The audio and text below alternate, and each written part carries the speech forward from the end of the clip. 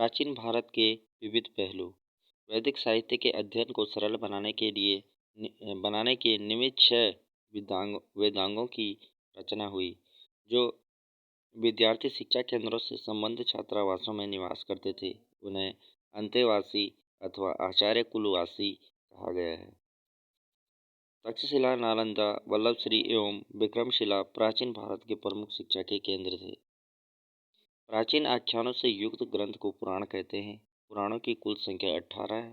सर्वाधिक प्राचीन एवं प्रामाणिक मत्स्य पुराण है। इसके द्वारा सातवाहन वंश की जानकारी मिलती है। विष्णु पुराण से मौर्य वंश तथा वायु पुराण से गुप्त वंश की जानकारी मिलती है। अग्नि पुराण में तांत्रिक पद्धति का उल्लेख मिलता है। रामायण को चतुर्विंशति सहस्त्री संहिता भी कहा जाता है। यह 7 कांडों में बटा हुआ है। गुप्त काल में श्लोकों की संख्या 1,00,000 होने पर यह सतसहस्त्री संहिता या महाभारत कहलाया। महाभारत का प्रारंभिक उल्लेख अश्वलायन गृह सूत्र में मिलता है। विनय पिटक में बौद्ध मठों में रहने वाले भिक्षु भिक्षुणियों के अनुशासन संबंधी नियम दिए गए हैं। बौद्ध संघ की कार्य प्रणाली भी इसी ग्रंथ में उल्लेखित है। सूत्र विभंग के 2 भाग महाविभंग एवं भिक्खुनी विभंग है। महाविभंग में बौद्ध भिक्षुओं के लिए एवं भिक्खुनी विभंग में बौद्ध भिक्षुणियों के लिए नियमों का उल्लेख है। अभिधम्म पिटक में महात्मा बुद्ध के उपदेशों एवं सिद्धांतों तथा बौद्ध मतों की दार्शनिक व्याख्या की गई है।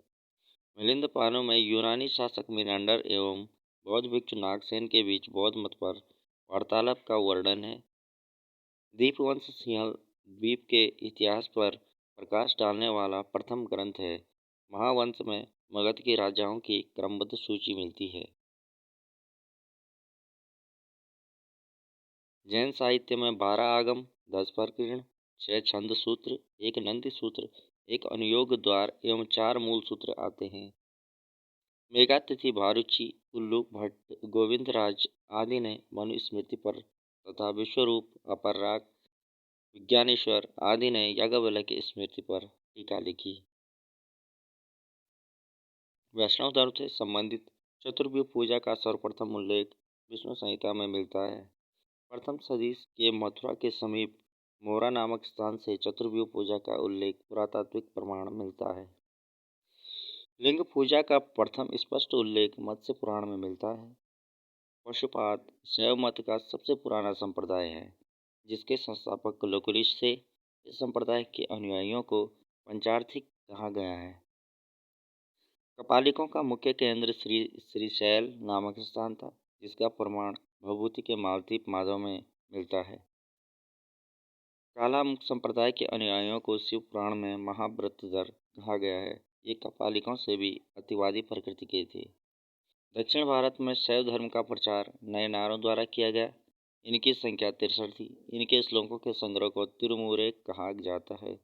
इनका संकलन नाम्ब अंडार नाम्बी ने किया था। तिरुमुरे को पंचम वेद तथा नाम्ब अंडार नाम्बी को तमिल व्यास कहा जाता है। वासुदेव की पूजा का सर्वप्रथम उल्लेख भक्ति के रूप में पाणिनि के समय 5वीं शताब्दी ईस्वी पूर्व में मिलता है। मेगस्थनीज हेराक्लिस कृष्ण की चर्चा करता है। शिव की प्राचीनतम मूर्ति गुंडी मल्लम लिंग गुंटा से मिली है। कौशिकी व शतपथ ब्राह्मण में शिव के 8 रूपों का उल्लेख है।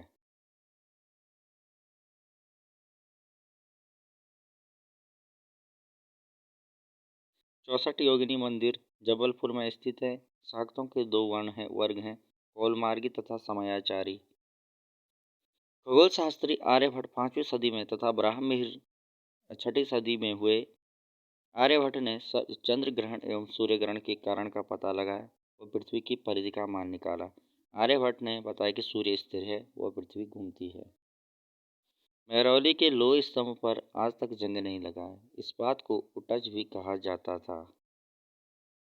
औषधि का उल्लेख सर्वप्रथम अथर्ववेद में मिलता है। ईसा की 2री सदी में आयुर्वेद के 2 महान विद्वान हुए, सुश्रुत व चरक। चरक की चरक संहिता भारतीय चिकित्सा शास्त्र का विश्वकोश है।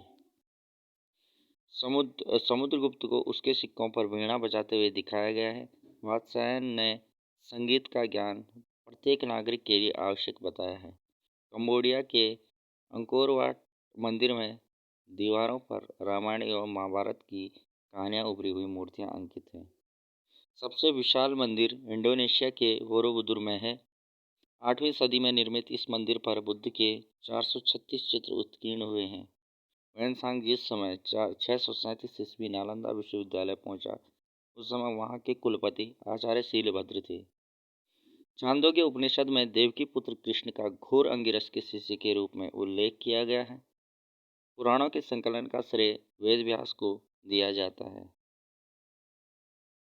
ओके, थैंक यू दोस्तों। अब इसके बाद हम मध्यकालीन भारत के कुछ फैक्ट्स पढ़ेंगे, जो कि मध्यकाल जहाँ से शुरू होता है वहाँ से। Thank you.